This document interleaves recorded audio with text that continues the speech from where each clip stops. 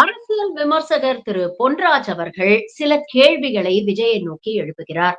அவர் இவ்ளோ ஆக்ரோஷமா பேசி நான் பார்த்ததில்ல. எப்பவுமே ரொம்ப நிதானமாக தன் கருத்துக்களை வெளிப்படுத்தக்கூடியவர்.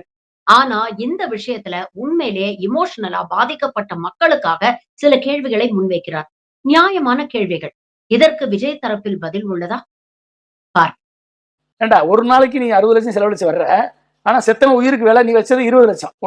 உன்னைய பார்க்க வந்து, உன்னைய நேசிச்சு, உன்னைய அன்பா பார்த்து, உன்னைய பார்த்து ரசிச்சு மகிழ்ந்து சந்தோஷமா இருக்கணும்னு வந்தவன் பெண்களும் குழந்தைகளும் இளைஞர்களும் செத்ததுக்கு 20 லட்சம் மதிப்பு.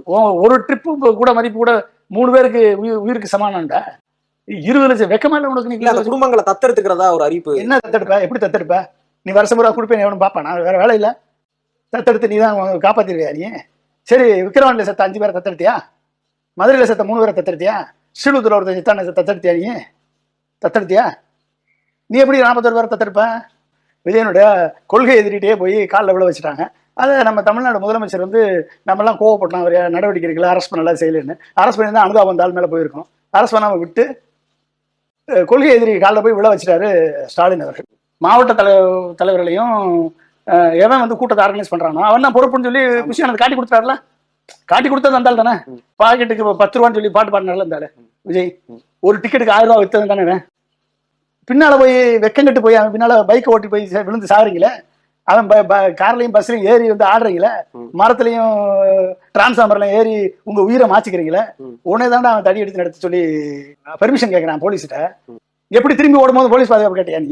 இல்ல, அன்னைக்கு எங்களை போக சொன்னதே காவல்துறை தான். எப்படி போச்சு? நாங்க வந்து நள்ளிரவு கிட்டத்தட்ட 3 மணி வரைக்கும் அங்க வந்து மத்த பொறுப்பாளர்கள்லாம் அங்க தங்கி இருந்தாங்க. என்ன செய்யறதுன்னு தெரியாம நாங்க காவல்துறை அணுகினப்போ காவல்துறை தான் எங்களை அங்க இருந்து அனுப்புனாங்க அப்படிங்கிற ஒரு. சரி, காவல்துறை சொன்னதெல்லாம் கேட்டீங்களா?